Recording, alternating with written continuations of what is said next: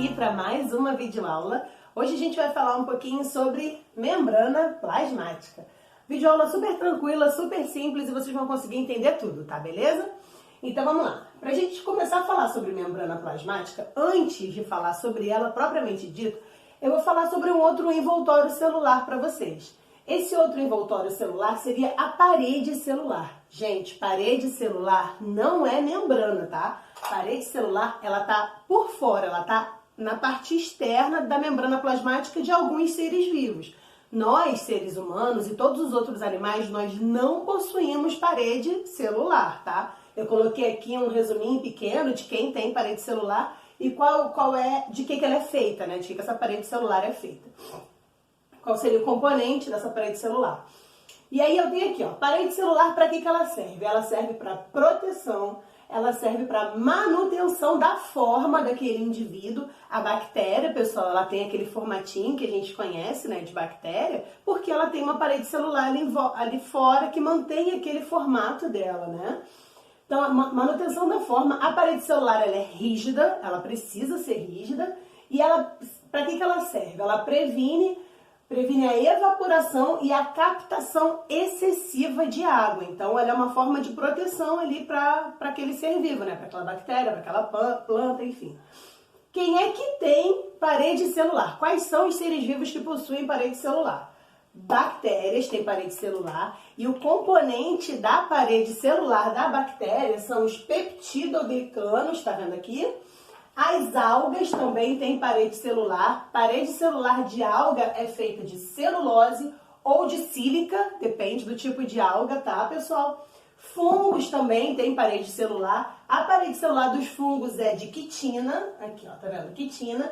E as plantas, como eu falei para vocês, e é o nosso foco sobre parede celular, a parede celular das plantas, de maneira geral, é feita de celulose. Mas eu coloquei um esqueminha aqui embaixo para vocês vão perceber que não é só feita de celulose. Celulose não é o único componente da parede celular das plantas. Preciso decorar tudo isso aqui, tia Dindi? É importante não saber de todos os detalhes. Mas o mais importante que vocês precisam saber, que cai nas questões de Enem, de vestibulares, de concurso, é que, assim, quem tem parede celular, quais são os seres vivos que possuem parede celular, isso vocês precisam saber. E o mais importante é que os animais não possuem parede celular, tá, pessoal? E focar mesmo nas plantas, porque a maioria das questões, elas caem, quando fala de parede celular em questões de vestibular, de Enem, elas vão estar mais focadas em plantas, tá?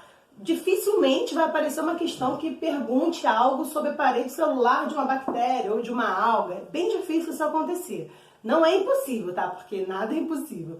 Mas é bem difícil. O mais comum de encontrar são questões que falem sobre parede celular de plantas.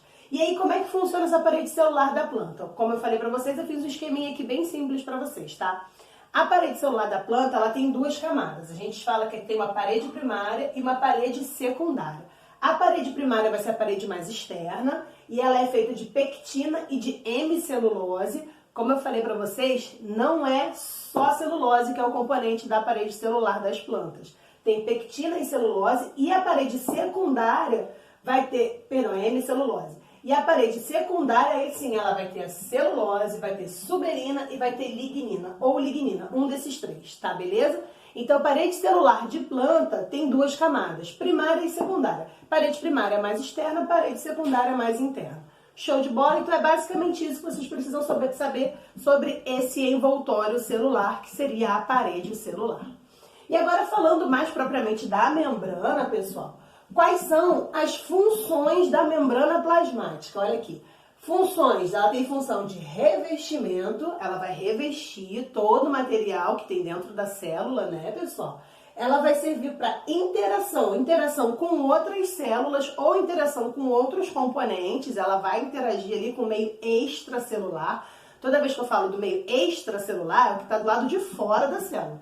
Meio intracelular é o que está na parte de dentro da célula, na parte de dentro da membrana plasmática, tá bom? Então, ela tem lá interações com outros indivíduos, com outros seres ou com outros componentes extracelulares. Tem a permeabilidade seletiva. Isso aqui é um ponto muito importante sobre a função da membrana plasmática. Se tiver, assim, na questão lá do Enem, dos vestibulares, né, pessoal? Sempre dando várias dicas para vocês sobre questões de vestibulares que Geralmente esse é o foco de quem está assistindo essa aula, ou questões de prova da escola mesmo, né? Então, assim, a principal função dela, da membrana plasmática, pessoal, vai ser essa permeabilidade seletiva que ela tem. Sim, ela é enjoada, não é qualquer um que pode entrar na célula. E quem faz essa seleção de quem vai entrar ou não é a membrana plasmática, tá bom?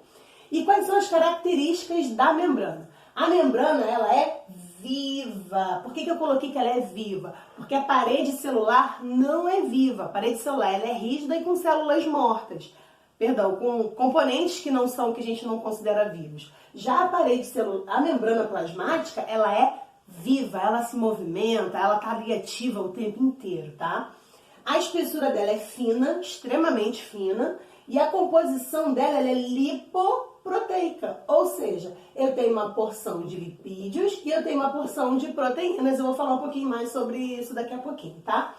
Ela é elástica, então a membrana plasmática, diferente da parede celular, de novo, a membrana plasmática ela é elástica, ela consegue, né, fazer essa movimentação toda, ela consegue se esticar. Isso a gente consegue ver bem no processo de meiose e mitose, né, pessoal? Quando a gente vê a invaginação da membrana, quando a gente vê a célula se alongando. Essa aula é bem bacana e tem disponível aí no canal para vocês também, tá? E do que ela é feita, né? Como eu falei para vocês, ela é composta basicamente de fosfolipídios. Ela é toda, a membrana plasmática, ela é composta basicamente por fosfolipídios. Por que basicamente, tia Dindi? Porque além dos fosfolipídios, ela vai ter carboidratos e ela vai ter proteínas também, tá? Mas eu vou falar isso um pouco mais adiante também. Fosfolipídios, como é que ele é? Tem uma bicamada de fosfolipídios. Eu desenhei um fosfolipídio aqui para vocês verem, olha só. Tá meio feiozinho, mas eu fiz ele para vocês. É uma bicamada disso aqui, tá vendo? Isso daqui é um fosfolipídio. Ele é um fosfolipídio porque ele tem uma porção fosfato e uma porção de lipídio, que é o ácido graxo, tá? Essa porção fosfato aqui vai ser polar. A gente já sabe que o que é polar é o que tem afinidade com a água, né, pessoal? Tudo que é polar gosta de água. E tem a porção apolar. A porção apolar é o que não gosta de água. E é um lipídio, né? Que coisa estranha. A água e óleo não se mistura, lembra disso? Pois é. Então, é um ácido graxo. O ácido graxo é um lipídio, é uma gordura, entre aspas, tá bom? Só para ficar mais fácil para vocês entenderem. E aí, por ela ter esse estilo, né, de uma camada polar e uma camada apolar, a gente chama isso de anfipática. Anfipática é o nome que se dá, pessoal, ao que tiver uma porção hidrofílica e uma porção hidrofóbica, tá vendo aqui? Fílica, já falei isso pra vocês numa outra aula, filia, fílico é o que tem afinidade. Tudo que é fílico ou filia é porque tem afinidade. Então a porção hidrofílica é porque tem afinidade com a água, não tem problema nenhum com a água. E a porção hidrofóbica, fóbica vem de fobia, vem de aversão, vem de que não gosta. Então essa porção hidrofóbica é a parte do ácido graxo, essa partezinha aqui de baixo, tá vendo? Depois eu vou sair da frente do quadro para vocês copiarem, para vocês fazerem um print, tal, desse resumo que ele tá bem bacana. Então, na bicamada fosfolipídica da membrana, eu vou ter uma porção fosfato, uma porção de ácido graxo, uma porção polar e uma porção apolar, tá beleza? Isso aqui também vai ajudar muito nessa permeabilidade seletiva, nessa seleção que a membrana tem das coisas, né? Ela já começa a fazer seleção já aqui. E aí as proteínas que a gente vai ter nessa membrana plasmática, pessoal, a gente tem proteínas integrais ou proteínas periféricas. Aonde que vai estar a proteína integral, pessoal? Vai estar passando, né, integralmente pela membrana. Essas proteínas integrais, elas fazem comunicação com o meio externo e com o meio interno da célula, né, pessoal? Ela é integral, ela tá na membrana inteira. E as proteínas periféricas, elas vão estar onde? É isso aí, na periferia ali da membrana. Então, as proteínas periféricas, elas vão estar na parte externa da membrana, fazendo comunicação com o meio externo, ou fazendo comunicação somente com o meio interno. Então, ela vai estar ali nas periferias na membrana, só ela não vai estar integral. E qual seria a função dessas proteínas? Elas são basicamente receptoras. São elas que vão fazer a passagem de substâncias que não conseguem passar direto pela membrana plasmática, tá? Então, elas são receptoras, elas vão receber hormônios, elas vão receber várias substâncias que não conseguem entrar diretamente. essas proteínas, elas podem ser enzimas também, né, pessoal? E elas são receptoras, como eu falei para vocês. Como elas fazem comunicação com o meio externo, do meio interno com o meio externo, elas podem receber e fazer... Vou ter que receptoras 2 vezes, né? Então é basicamente isso. Olha só, a membrana ela tem uma característica também bem bacana de mosaico fluido, tá, pessoal? O que seria esse mosaico fluido? É a movimentação que esses fosfolipídios fazem. Olha que interessante. Lembra que eu falei para vocês que a membrana ela é viva? Ela é viva porque ela se movimenta, porque ela tem várias coisas acontecendo ali o tempo todo, tal. Ela não é estática como a parede celular, por exemplo, né? Então, esse mosaico fluido é o nome que a gente dá para essa movimentação entre os fosfolipídios. Essa movimentação é meio que um balé. Eles podem ir para lá, eles podem ir para cá, eles podem trocar de lugar, A gente chama isso de flip-flop, inclusive, tá, pessoal? Que é essa movimentação que vai de cima para baixo, de baixo para cima, de um lado para o outro, que os fosfolipídios fazem. Então, ela é bem movimentada. A gente chama isso de mosaico fluido. Uma outra característica que a gente conhece da membrana, que também é bem característico, isso aqui não tá nas células vegetais, isso aqui também é interessante vocês terem bem guardado em mente, tá? É o glicocálix.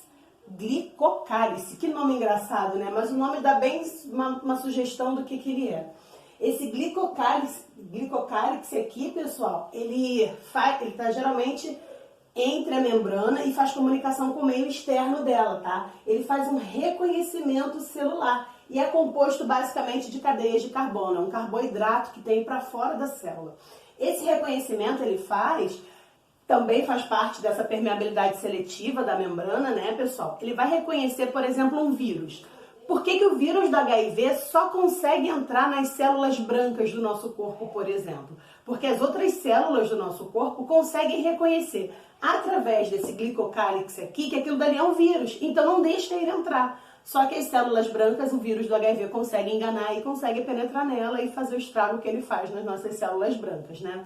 Então o glicocálix, ele reconhece vírus, ele reconhece hormônio, ele reconhece outras células do nosso corpo. Assim, uma coisa interessante também da função do glicocálix nesse reconhecimento é por que eu não posso pegar um órgão, um coração de uma pessoa e colocar numa outra sem saber se vai ter rejeição ou não. O que é essa rejeição?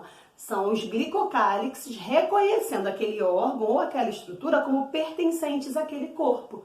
Entenderam? Então, quando há rejeição, é porque o glicocálix não reconheceu e rejeitou aquele órgão ou rejeitou aquela estrutura.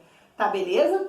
Agora, o que ficou faltando aqui pra gente ver desse quadro bonito aqui pra vocês é sobre as especiações de membrana que a gente tem. São as diferenciações e as especiações dela. A gente tem membranas com microvilosidades. Essas microvilosidades é para aumentar, né, a superfície de contato da membrana.